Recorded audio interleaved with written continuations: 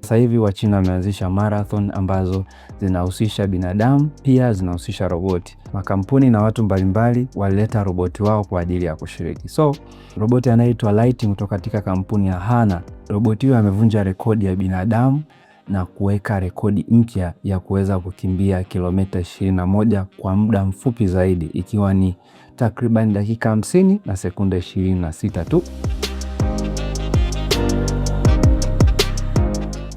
Kitu ambacho kilishangaza dunia ni kwamba roboti anamshinda binadamu katika mbio, na tumeona roboti mbalimbali walishiriki, lakini roboti huyu ndo aliyeshinda mashindano haya kwa kuwa roboti wa kwanza. Of course pia binadamu walishiriki, lakini hawakuweza kufikia rekodi ya roboti huyu. So this is what happened in China.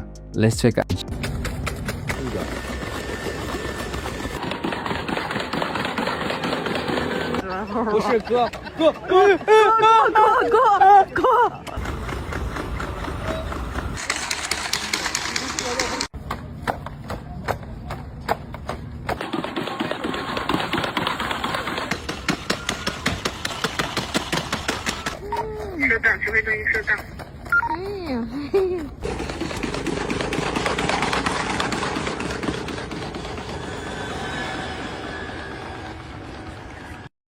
Wachina wanaendelea kutuonesha ni kwa jinsi gani ambavyo wao tayari wanaishi maisha ya miaka mbele.